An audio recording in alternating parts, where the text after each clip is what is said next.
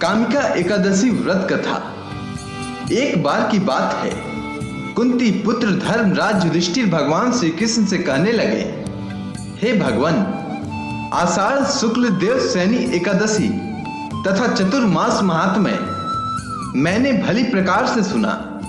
अब कृपा करके श्रावण कृष्ण एकादशी का क्या नाम है सो बताइए।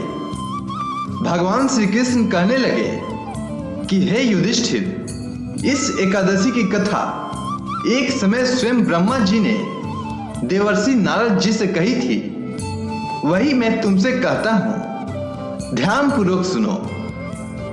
एक बार नारद जी ने ब्रह्मा जी से पूछा था कि हे पितामह, श्रावण मास के कृष्ण पक्ष की एकादशी की कथा सुनने की मेरी इच्छा है, उसका क्या नाम है, क्या विधि है और उसका महात्म्य क्या है, सो कृपा करके कहिए। नारद जी के ये वचन सुनकर ब्रह्मा जी ने कहा, हे नारद, लोगों के हित के लिए तुमने बहुत सुंदर प्रश्न किया है। श्रावण मास की कृष्ण एकादशी का नाम कामिका है। उसके सुनने मात्र से वाजपेय यज्ञ का फल मिलता है। इस दिन शंख चक्र गदाधारी विष्णु भगवान का पूजन होता है, जिनका नाम श्रीधर, हरि, विष्णु, माधव और मधुसूदन है। उनकी पूजा करने से जो फल मिलता है सो सुनो। जो फल गंगा, काशी, नैमिषारण्य और पुष्कर स्नान से मिलता है, वह विष्णु भगवान के पूजन से मिलता है।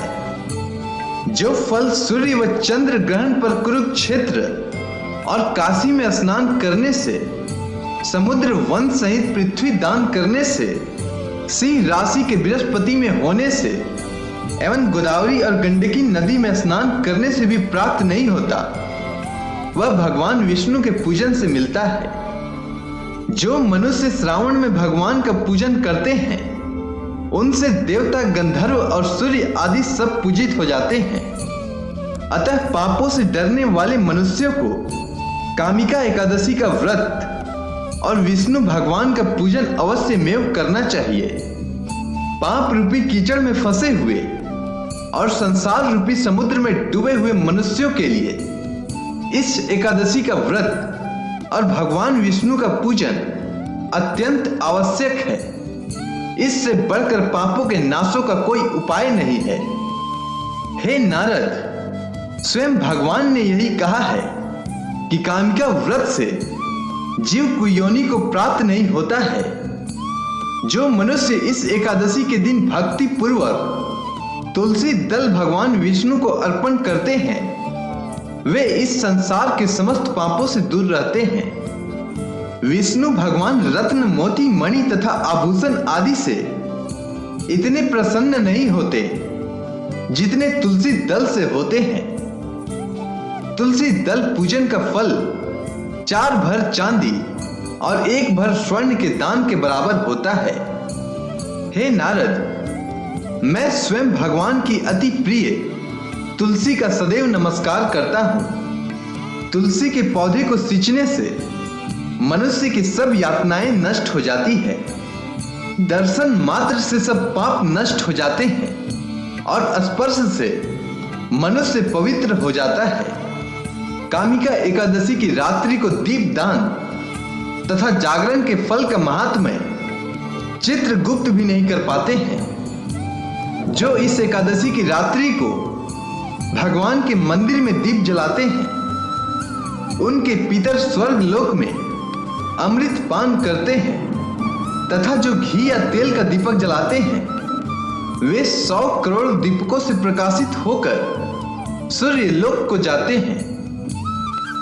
इसके बाद ब्रह्मा जी कहते हैं, हे नारद, ब्रह्म हत्या तथा भ्रूण हत्या आदि पापों को नष्ट करने वाली इस कामिका एकादशी का व्रत मनुष्य को यत्न के साथ करना चाहिए। कामिका एकादशी के व्रत का महात्म्य श्रद्धा के साथ सुनना या पढ़ना चाहिए। ऐसा करने से मनुष्य सभी पापों से मुक्त होकर विष्णु लोक को जाता है। एक बार की बात है नारद, एक गांव में एक वीर क्षत्रिय रहता था। एक दिन किसी कारणवश उसकी ब्राह्मण से हाथापाई हो गई और ब्राह्मण की मृत्यु हो गई। अपने हाथों मरे गए ब्राह्मण की क्रिया उस क्षत्रिय ने करनी चाहिए, परंतु पंडितों ने उसे क्रिया में शामिल होने से मना कर दिया। ब्राह्मणों ने बताया कि तुम पर ब्रह्म हत्या का दोष है, पहले प्रायश्चित कर इस पाप से मुक्त हो, तब हम तुम्हारे घर भोजन करेंगे। इस पर क्षत्रिय ने पूछा कि इस पाप से मुक्त होने के क्या उपाय हैं? तब ब्राह्मणों ने बताया कि श्रावण मास के कृष्ण पक्ष की एकादशी को भक्ति भाव से भगवान श्रीधर का व्रत एवं पूजन कर ब्राह्मणों को भोजन करा के सद दक्षिणा के साथ आशीर्वाद प्राप्त करने से इस पाप से मुक्ति मिल जाएगी।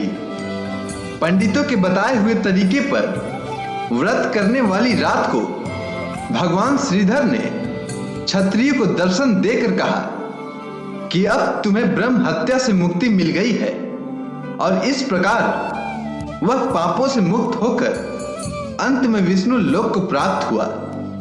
अतः मनुष्यों को कामिका एकादशी का व्रत भक्ति भाव के साथ करना चाहिए। अगर आपको यह कथा अच्छी लगी हो तो कमेंट सेक्शन में ओम नमो भगवते वासुदेवाय नमः लिखना ना भूलें। जय श्री कृष्ण।